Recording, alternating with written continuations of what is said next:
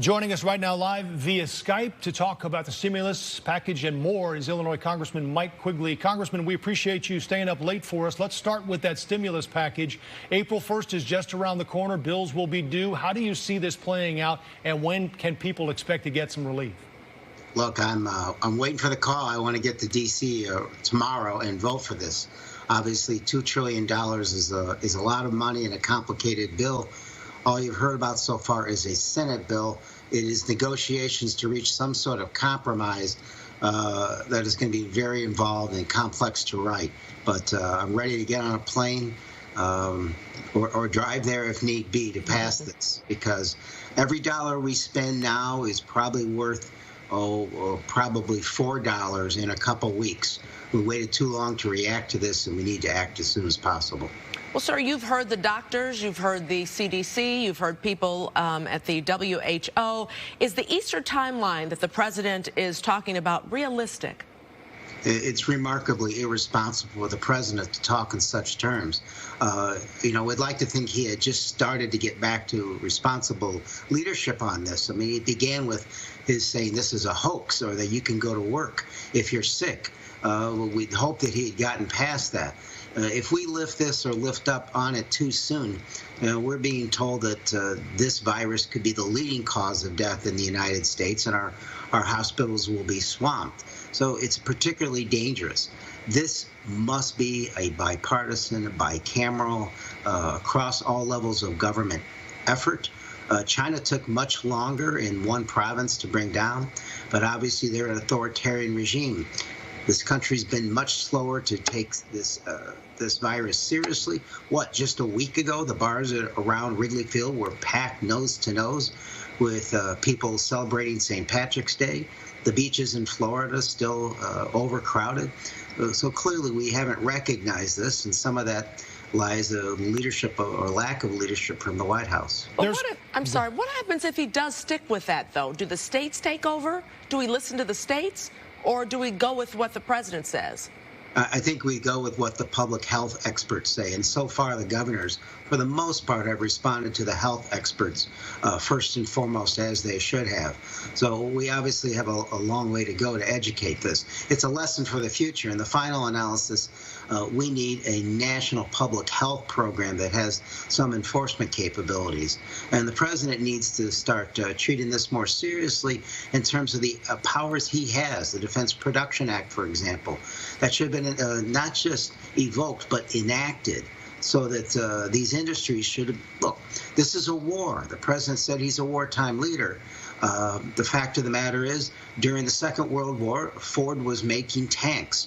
Right now, our corporations should be making ventilators and masks, because we have about 1% that we need if this lasts a year. We don't have a vaccine probably for a year. So in the meantime, what do we have? We have social distancing and good practices like washing hands. Until that time, we need to listen to the experts, unfortunately not the President of the United States. There's concern about what this virus is, Congressman, but it seems there's more concern about what it could be. Do you think we'll be in a better place as to understanding where we are in 2 weeks? Well, I think we're learning very quickly. That's why the initial funding that went out of the House bill assisting NIH and others to do the research that's necessary. The final analysis is going to be a worldwide effort where we have to coordinate, not just across state lines, government lines, state, local, and federal lines, but with our allies and in concert with the public and private sector and the research institutions. So we're learning very quickly, but we started very, very slowly. I mean, this country made a conscious decision not to use the World Health Organization test.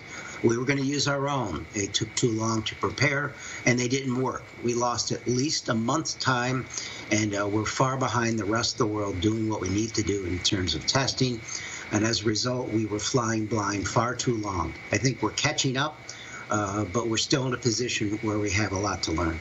How contentious has the pandemic been going on in Congress? For instance, Senator Durbin just a few weeks ago saying they shouldn't be in session because of the danger of it. Also, we know some senators have been quarantined, not to mention Senator Rand Paul, who's tested positive.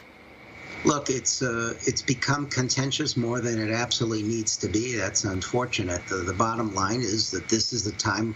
We've passed 2 bills so far. And again, that was a bipartisan effort. At first, we were told $8 billion. Well, that's a lot of money. We shouldn't be spending that much.